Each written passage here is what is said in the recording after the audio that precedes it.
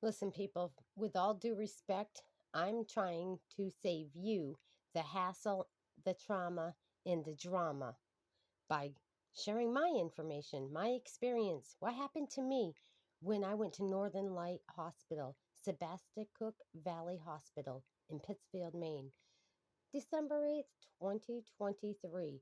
I was given a courtesy ride by Trooper Tyler to this hospital to get my pacemaker checked, as I had set out from my own home to do it on my own. But I got clipped as I sat at a still in the parking lot of Dunkin' Donuts.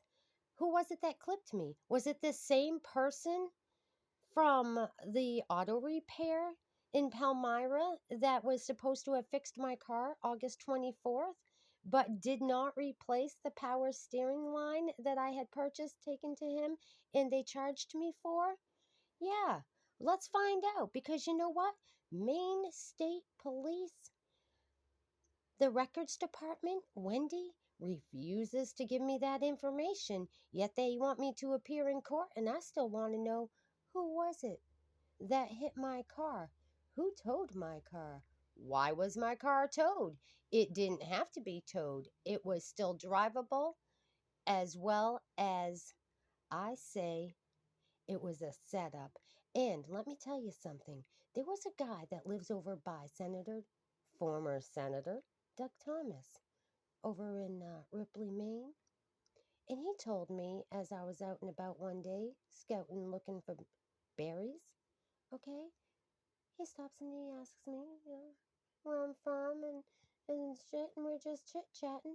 And he tells me, yeah, oh yeah, he heard about somebody a few weeks before or a few months before me telling him my story, that somebody working at the Skowhegan District Court was talking about how they had gotten into an accident on purpose, and it resulted in many charges against the person.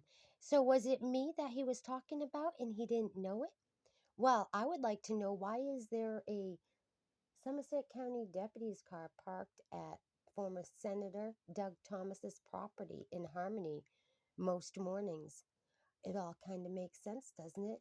Because back in October 4th, 2023 to be precise, I had gone to the courthouse in Skowhegan for a restraining order against the sheriffs and their deputies and everybody involved.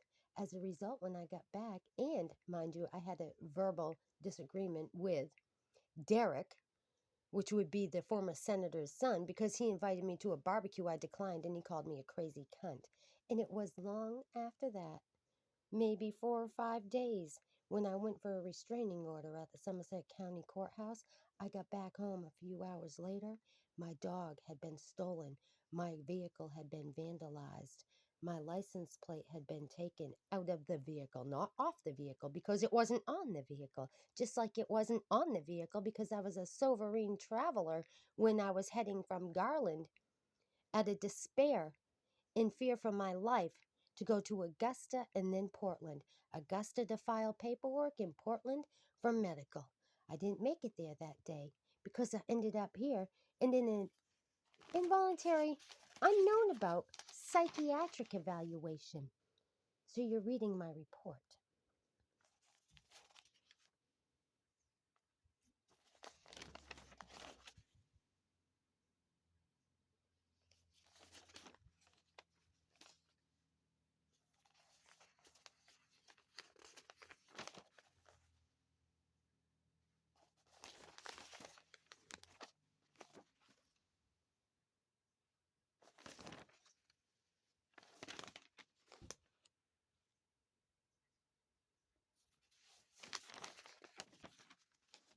Just so you know, you got a lawsuit coming.